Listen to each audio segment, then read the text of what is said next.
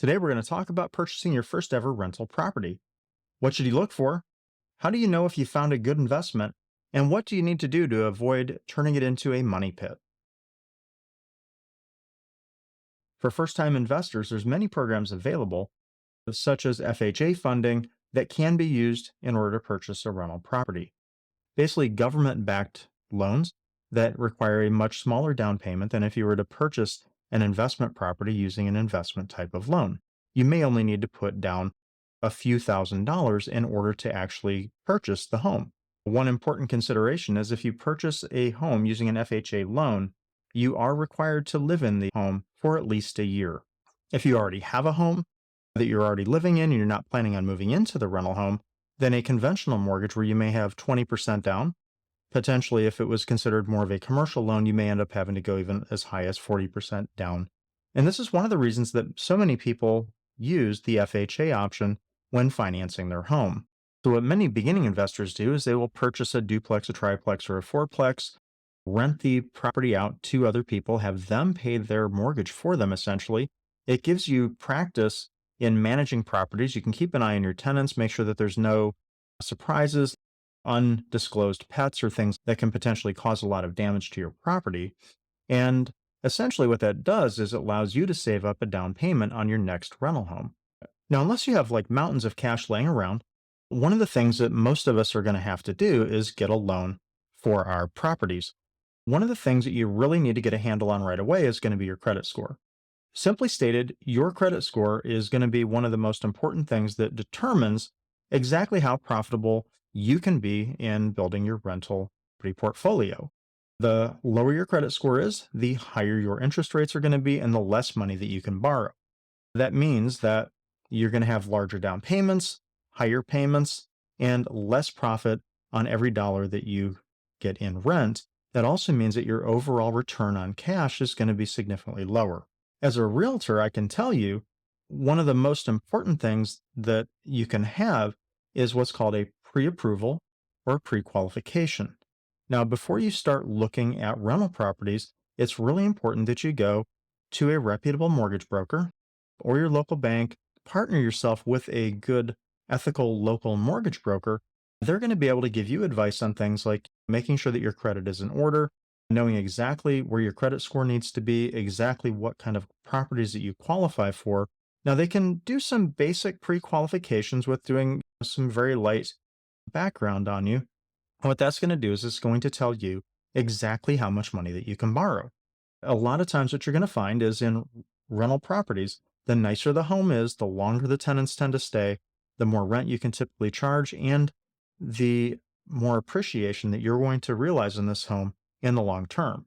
Personally, I believe it is extraordinarily important to talk to your financial partners early in the process because they're your partner. They're going to be there with you from start to finish in making the purchase of your home and are going to be one of the most important people that's on your team, making sure that you're making a purchase that's going to be profitable for you in the long term. If you don't already know your credit score, your FICO score is what's used by mortgage lenders a lot of times with if you go get an auto loan, if you apply for a credit card, things like that.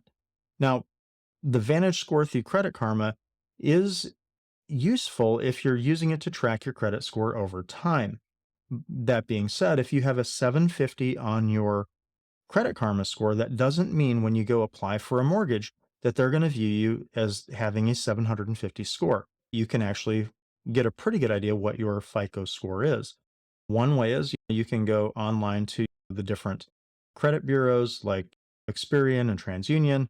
The second easiest way, if you have a credit card that has an online account, they'll actually have in your online app or on their website a place where you can actually go see what your FICO 8 score is. If you're looking at getting into rental properties and you have a very low credit score, 450, 550, 650, you're going to have a pretty difficult time getting a really preferential rate on a mortgage.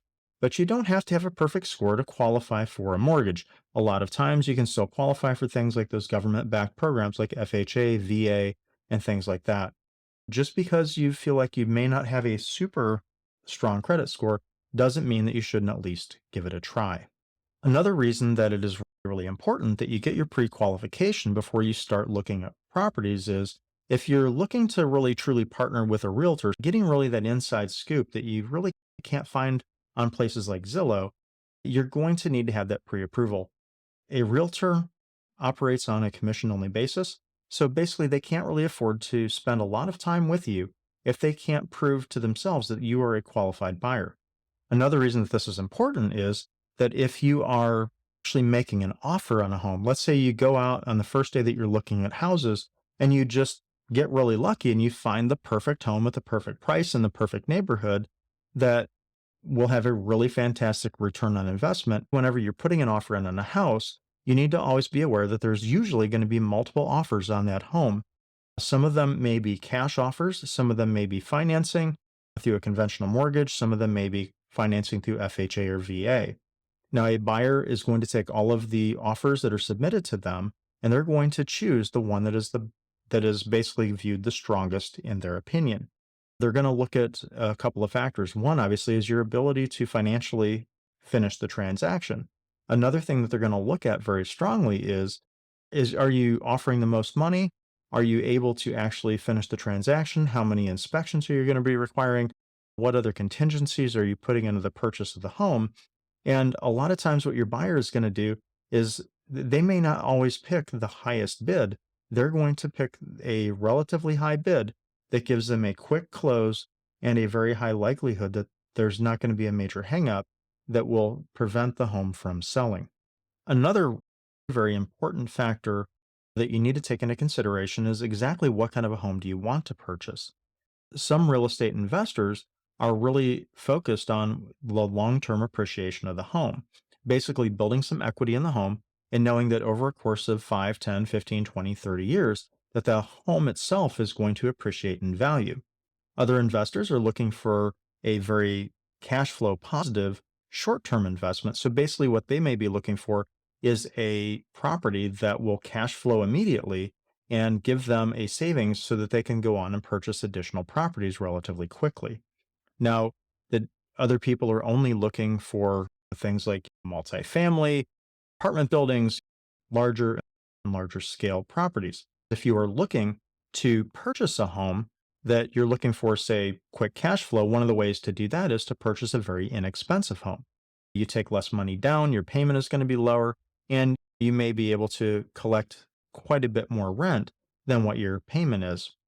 Some people are looking for very short term cash flow. If that's what you're looking for, a lot of times people will look for inexpensive homes in maybe even lower income neighborhoods where rents tend to be high in relation to the property values.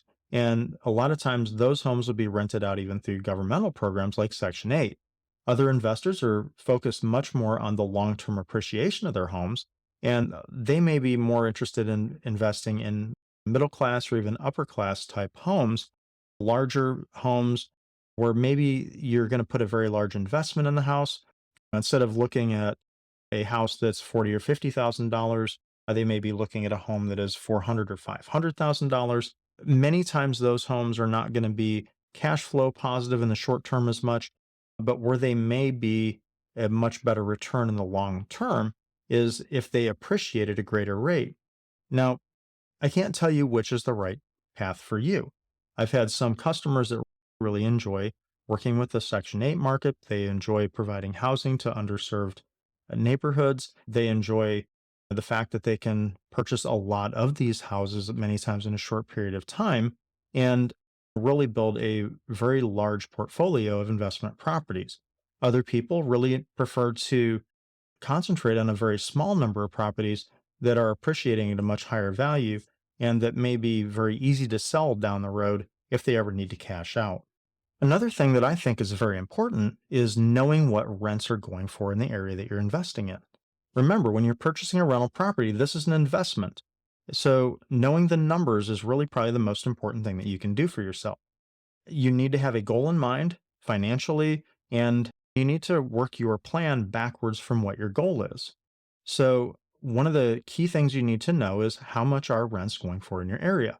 There's a couple ways you can look this up. One, you can go look on places like Craigslist, you can look on places like Facebook Marketplace, do Zillow, even talking to local realtors in your area who do work with renters. Check for homes of similar size, style, quality, age, and see basically what would it take to rent that house.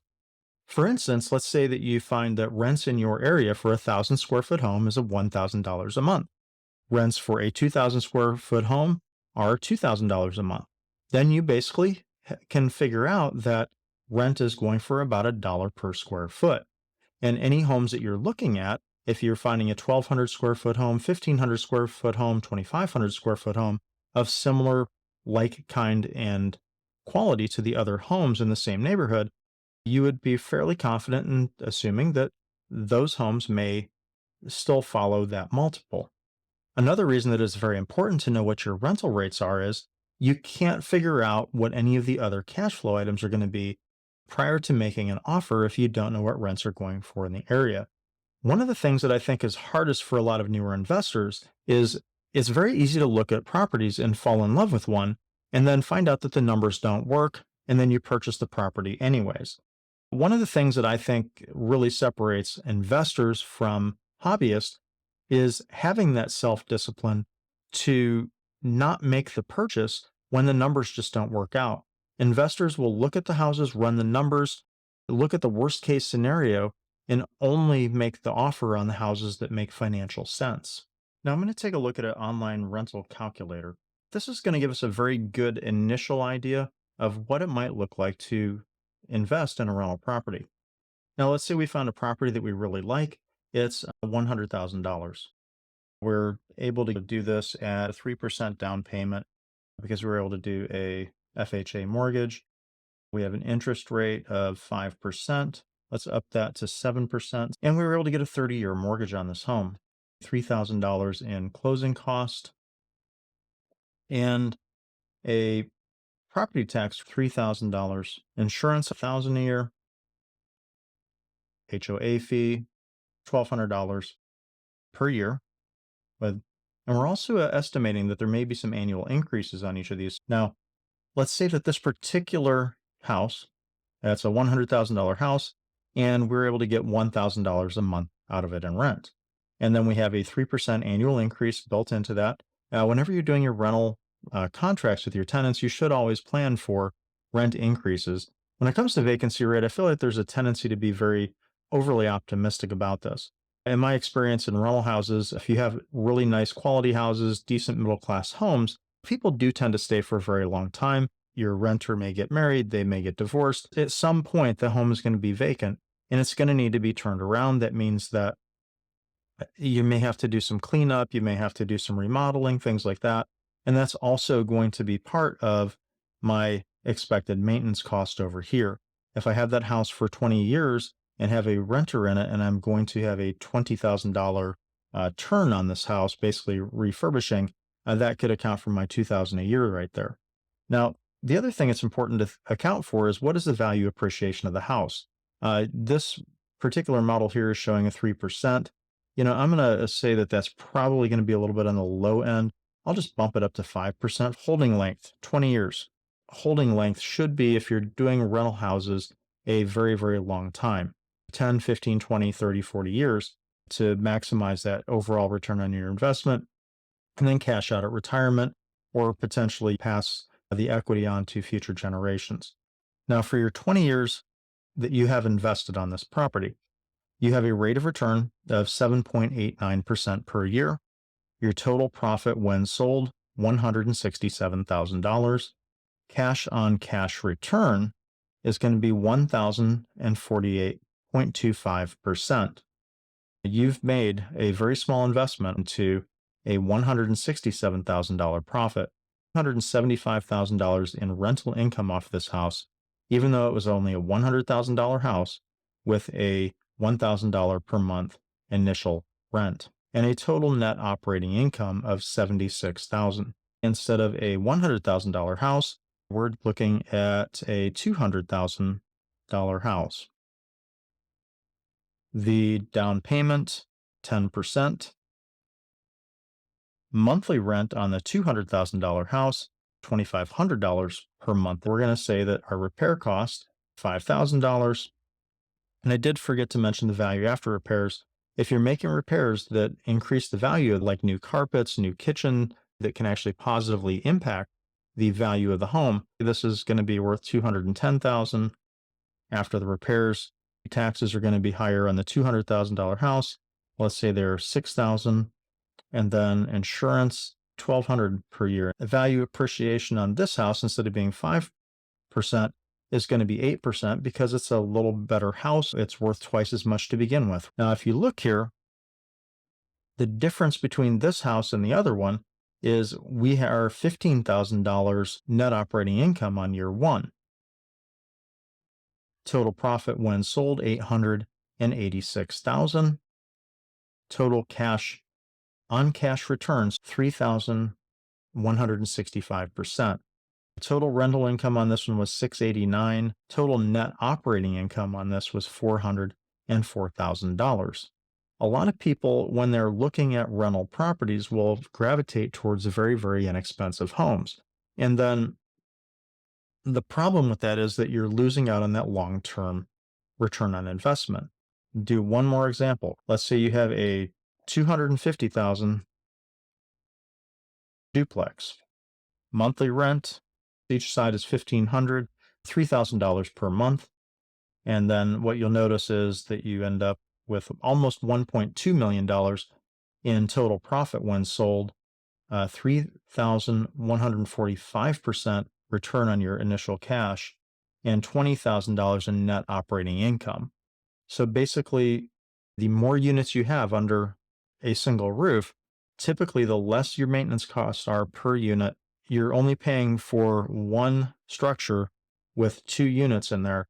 A lot of times your overall investment is going to be a lot better. Your return can be fantastic, but you do really want to make sure when you're evaluating a rental house before you decide whether this is one you want to make a purchase on. If you're purchasing a house as an investment, it is very important that you look at all of those factors, and you can even use those to negotiate lower purchase price on the home, because if you know that that roof needs to be replaced in 5 years and you know that it is a $20,000 replacement on that roof, you can use that as an informed investor as leverage when purchasing your house to help get your overall initial investment down, and actually to help you uh, basically plan for that expense down the road. The worst thing that you can do is purchase a house, pay full price for it, just as if it was a freshly renovated home, expecting that roof to last for 30 years, and then 2 years in it fails and needs a complete tear off and replacement. That can really change the overall dynamics of your investment. Another thing that is very important when you're purchasing a home is to plan for things like closing costs. Ask your realtor what typical closing costs are in your area. In certain jurisdictions, a lot of that may be taken care of by the seller. In some situations, a lot of it may be by the buyer.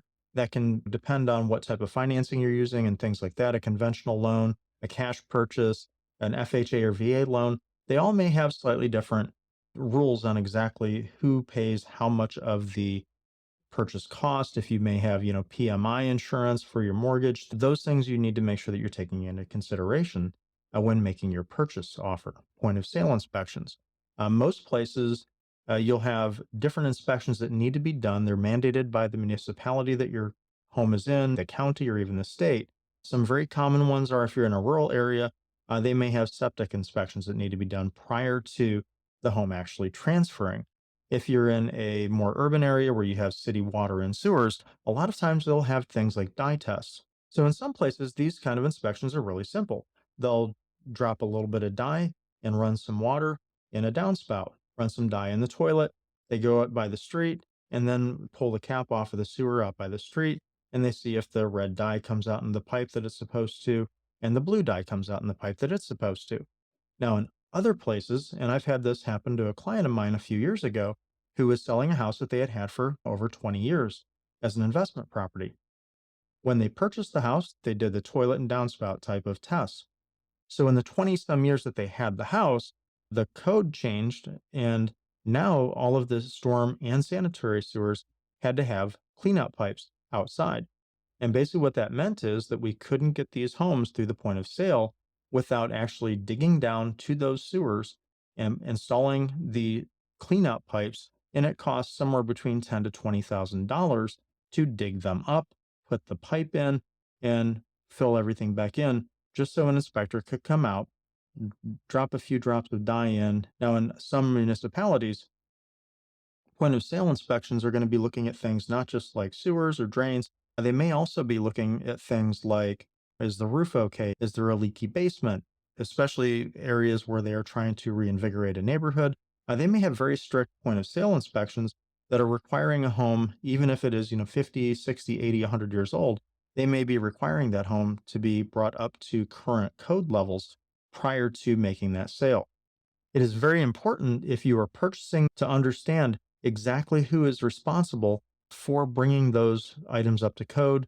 And these are all things that your realtor should be able to help you with as long as you're using a realtor who has experience in the neighborhood that you are working in. Another thing that's very important is to always have a plan on making repairs and updates to your home after you've purchased it.